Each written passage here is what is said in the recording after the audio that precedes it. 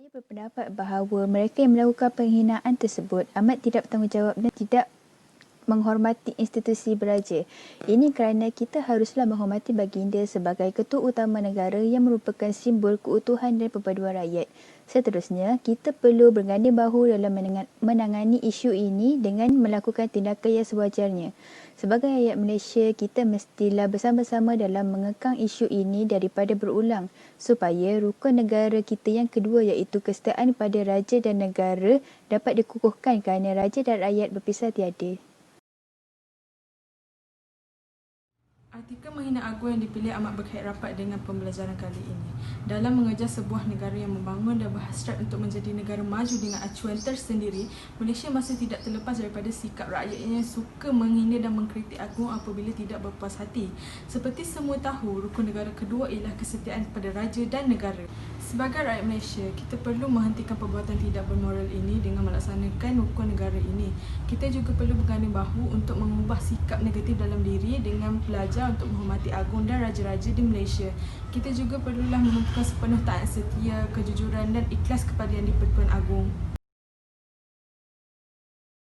Berdasarkan artikel yang telah dipilih, ia juga dapat dikaitkan dengan falsafah pendidikan kebangsaan iaitu mewujudkan insan yang stabil dan harmoni dari segi intelek, rohani, emosi dan juga jasmani.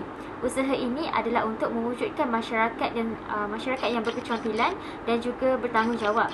Menurut isu, berdasarkan artikel yang telah dipilih, jika falsafah pendidikan kebangsaan ini betul-betul dihayati oleh para pelajar, maka isu-isu sensitif seperti ini tidak akan terjadi pada masa akan datang, di mana menunjukkan rakyat Malaysia mempunyai nilai moral yang sangat rendah dan ia juga bercanggah dengan isi yang terdapat dalam falsafah pendidikan kebangsaan.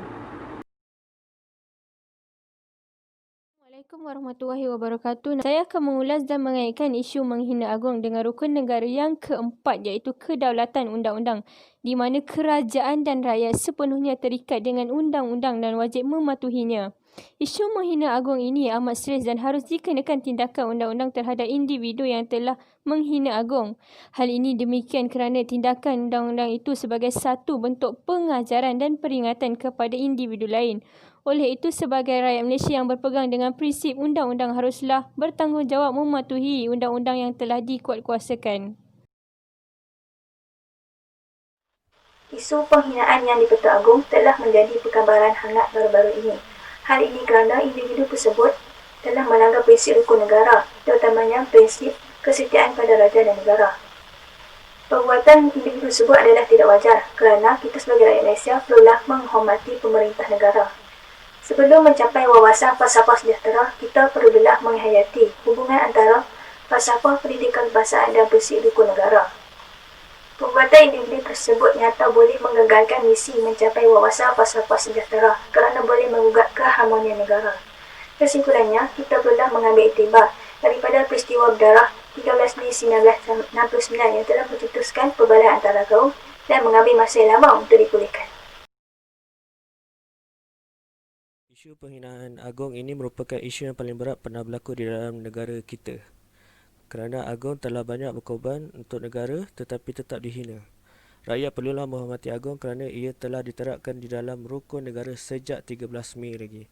Jika rakyat berjaya menerapkan erti rukun negara di dalam diri masing-masing, nescaya Malaysia akan tetap berada dalam keadaan harmoni dan sejahtera untuk jangka masa panjang.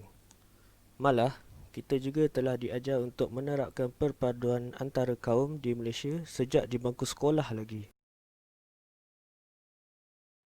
Rukun negara yang kelima iaitu kesopanan dan kesusilaan juga boleh dikaitkan dengan isu ini, di mana perbuatan menghina agung itu sendiri adalah salah satu tindakan yang sangat tidak bertanggungjawab dan merupakan perbuatan yang keji. Isu yang sensitif ini telah pun berlaku di negara kita dan ianya boleh menggugat keharmonian negara serta memecah belahkan perpaduan sesama kaum. Yang di-Pertuan Agong merupakan pemimpin tertinggi di negara kita. Jadi kita sebagai rakyat haruslah menanam nilai kesopanan dan kesusilaan dalam diri dan menghormati baginda serta tidak mempertikaikan kedudukan baginda sebagai Yang di-Pertuan Agong.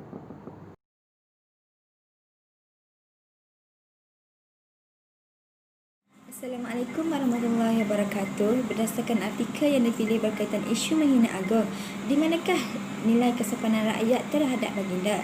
Rukun negara kelima, kesopanan dan kesusilaan menggambarkan personaliti dan tingkah laku rakyat terhadap baginda sebagai pemimpin tertinggi di negara kita. Namun, mengapakah hal ini masih terjadi?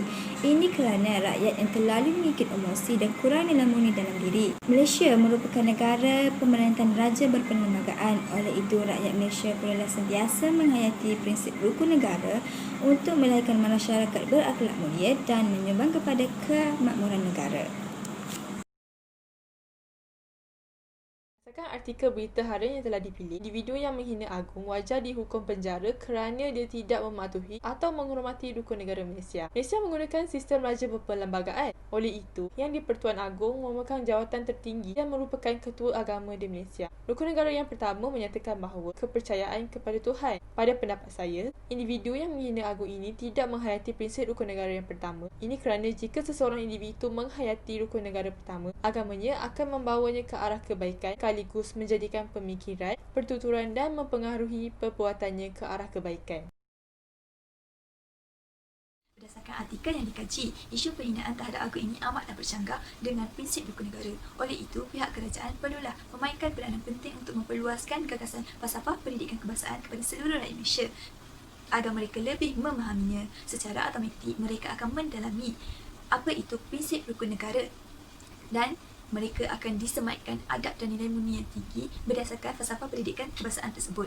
Jika perkara ini berjaya, maka isu penghinaan ini tidak akan berlaku lagi kerana mengikut prinsip rukun negara yang kelima iaitu kesopanan dan kesusilaan, kita seharusnya menghormati antara satu sama lain.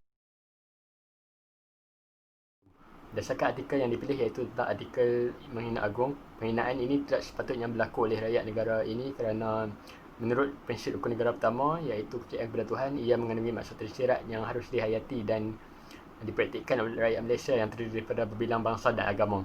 Sekiranya masyarakat menghayati prinsip ini, ia akan menjadikan mereka ke arah kebaikan dan sedar apa yang disukai dan dibenci Tuhan. Hal ini akan membuatkan seorang manusia itu menjauhi kejahatan dan melakukan sesuatu tindakan bijak dan sewajarnya. Ini menyebabkan perkara-perkara negatif seperti menghina agung dapat dielakkan.